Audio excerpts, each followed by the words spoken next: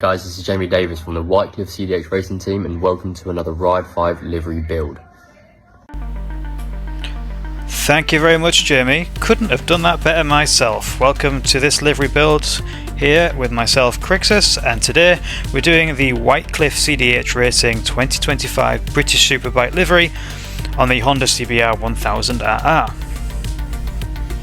It's going to be a challenging one, this one. I know that from the outset because I did the 2024 model, which was on the Kawasaki, if you remember, and I remember pretty much running out of layers and facing different challenges. So yeah, I expect the same here.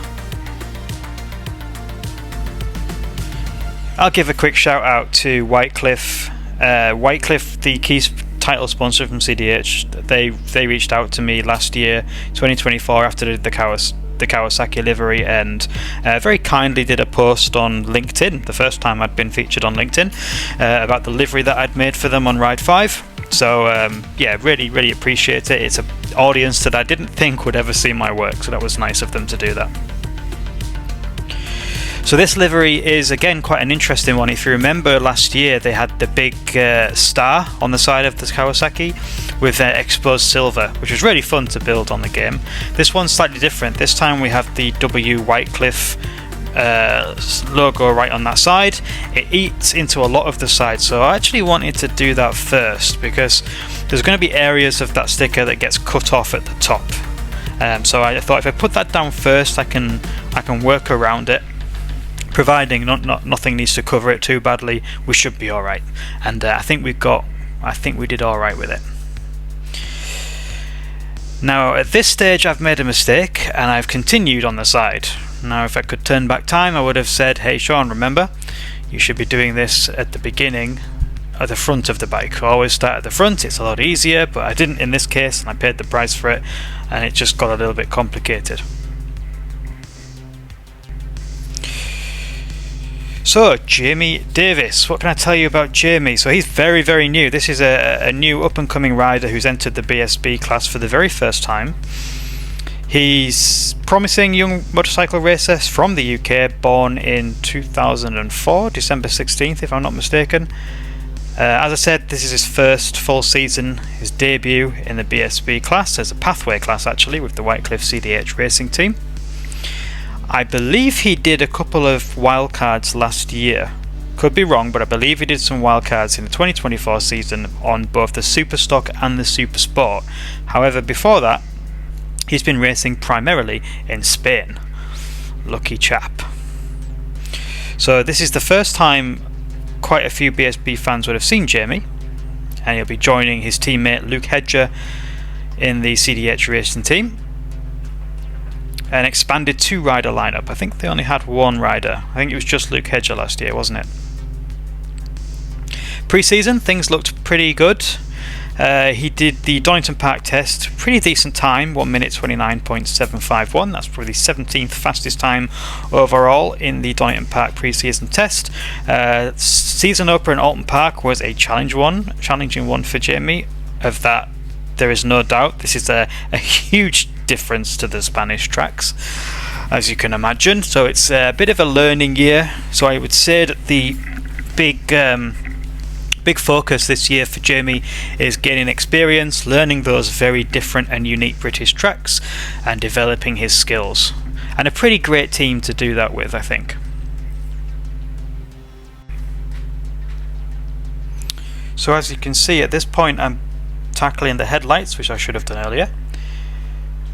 The headlights on this bike, or certainly on the images I was working off, are quite bright and quite highly detailed in that you can see like very clear circles, right? But usually it's kind of like texture, and you can get away with the texture with some little bits and pieces, but this one was a little bit more vivid, so I tried to do that with some white shapes with the opacity turned quite far down to see if I could create that similar effect. It worked out alright, and the end product, I think it looks okay, which we'll see shortly. The front of the bike is interesting. There's a lot going on. I think the main thing for me on the front of the bike is that the front and center is a sponsor. The Whitecliffe sponsor is at the front where the number usually would be, and then the number is much higher up than a typical livery. And that's interesting to try and fit it on, especially when we can't use the windshield. So you'll see how I kind of work with that to try and squeeze it in. Got a little bit of space at the bottom I needed for you have the Honda sticker at the very front of the bottom, and then you've got a little black space at the bottom of the front to put the one sponsor on. The bulk of the white will be Jamie's title, like main sponsor will go there. So everything kind of shifts up as opposed to a typical Honda livery. And while I work on this, I'll just touch upon the Northwest 200. That was an interesting week. What fantastic racing. Those guys are mental. But bit of controversy, which probably just added to the drama and the entertainment, to be honest. Where do you stand with the whole controversy around Michael Dunlop and Davey Todd and Peter Hickman on that Superbike race? It was okay, so in my view, the Michael Dunlop should have got a penalty. He should have had that 10-second penalty because he didn't follow the rules. The rules are that you stop and you put your foot down. And if you miss the chicane, he missed the chicane. So that, but alternatively, so did Peter. Peter missed the chicane. He went off.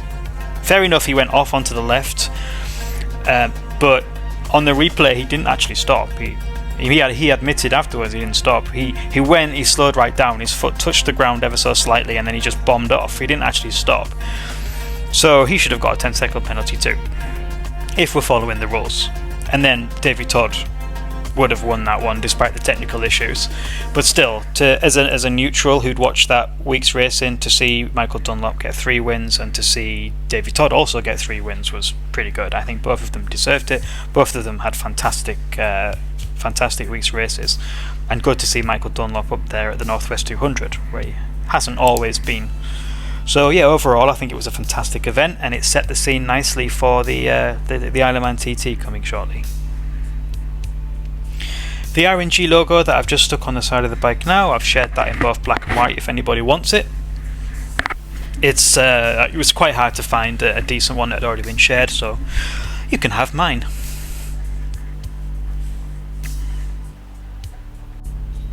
Alright, so we're tackling the back of the bike. So on the back of this one, we have an added challenge of there's quite a lot of stickers, and I think that's where a lot of the layers go on this one. There's a whole list. Some bikes, some replicas, they have a whole list of their sponsors on the tail of the bike, and when I see that, I know that you need to put aside quite a few hundred layers if you've got custom stickers. Just a couple of differences as well on this 2024 versus 2025. The sign scene sticker I put down is brighter than 2024. CDH logo doesn't have any silver details, which saved me some layers, so that's good. And this, what I'm doing now, is improvising. The 2025, the newer model Honda has wings, and this one doesn't. This one has what I would probably call vents rather than wings. And the wings on the new one are orange and go over the top of the W quite nicely and doesn't obscure it that much. Now if I made these vents orange, it would obscure the W logo quite considerably, which I don't want to do. So I'm adding some detail that would replicate the wings. I'm not sure if I like it, but to kind of stay true to the replica that I'm creating, I need to have just something there. So I've added this little orange detail, and I've put the CDH logo, which does appear on the wings of the new model, to give it that effect. I've seen, I think it was Man Alice, he has done a Yamaha R1 replica recently, and he added the kind of detail as if the wing would have been there, and I thought that looked quite interesting, and I'm doing something similar for this one. I am deliberately leaving the row of sponsors at the very bottom of the bike. There isn't many on the real replica, but I know that this one is going to be a tight one for layers, so I'll leave that for now.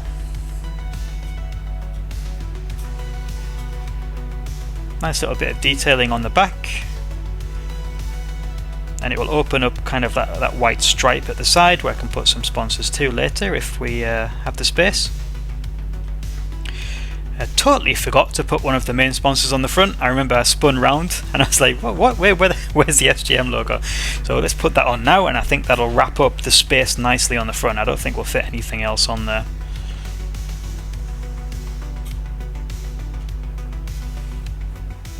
And the Hamilton logo. There is always a pain in the butt when you make liveries. I'm sure fellow livery creators will agree.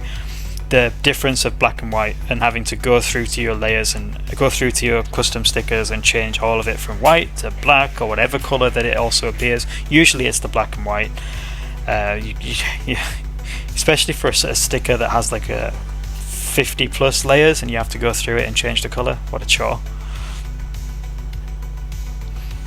But it's coming along quite nicely. I'm going to make sure that I have space to put some stickers on the back.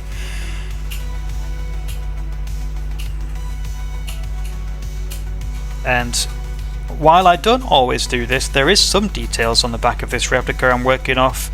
Looks as though we've got some black here, so I will colour it in so it does look like it should. We might even fit a sticker on the back as well. Might even fit the W sticker. There's a nice bit of space there. But let's be mindful of layers. Let's begin with the Whitecliffe. Like I said, there's a row of sponsors down here, so I do want to make sure that I have a row of sponsors. Whether they are the ones on the rail bike or not, we shall see. But we'll do our best to replicate that tail.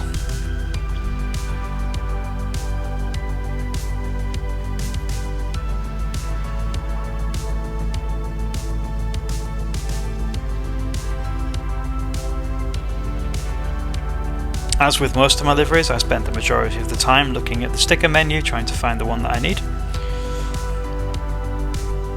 Absolute chore. Here we go, we can fit the W sticker on, I think. Let's do that now.